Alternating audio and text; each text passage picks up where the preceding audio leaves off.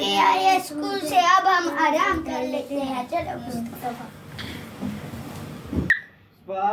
ओए थके कोई कुछ भी नहीं मैंने सुनना। जाओ पार बनने का टाइम हो रहा है। जाओ वज़ू करके आओ। और आज मैं तुम लोगों के साथ जाके कर्जा को बोलूंगा कि तुम लोगों के सही तरह सबक सुना गए। हम थके आए हैं, उधर तो पारा बनने जाते हो नहीं, दूसरों को करते रहते हो। बस पारा पढ़ता हूँ, तुम मुझ पे झूठा इल्जाम ना लगाओ है। मुझे ना सिखाओ कि मैं क्या करता हूँ क्या नहीं। मैं कभी आपको उस पारा पर नहीं देखा। हमें कभी आपको उस पारा पर नहीं देखा है नहीं। अगर पढ़ते हो तो बताओ कौन से पारे पे हो। मैं अभी मदनी कायदे में हूँ।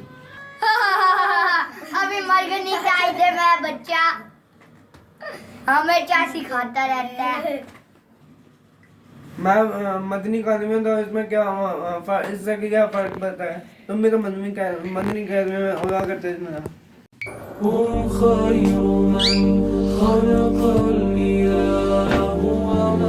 ये मुझे इतनी चीज चबाने की आवाजें कहाँ से आ रही हैं? ये सब मेरा मजाक उड़ा रहे हैं। ये सब तुम्हारा क्यों मजाक उड़ा रहे हैं एहसान?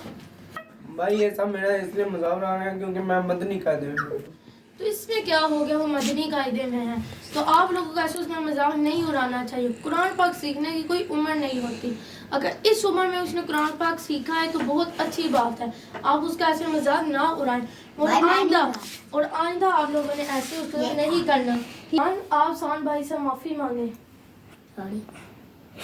तो क्या आप उनको माफ करेंगे? नहीं। तो आपने आप बड़े होने का फर्ज निभाया है। तो आप सबको भी मैं बता दूं कि जो भी जिस कायदे इस पारे में है इसकी कोई उम्र नहीं है। इस उम्र में उसने इस कुरान पाक सीखने का सोचा है तो बहुत अच्छी बात है। तो अगर आपको हमारी ये शॉर्ट फिल्म अच्छी लगी हो तो लाइक सब्सक्राइब शेयर जरूर बेल आइकन को जरूर दबाएं।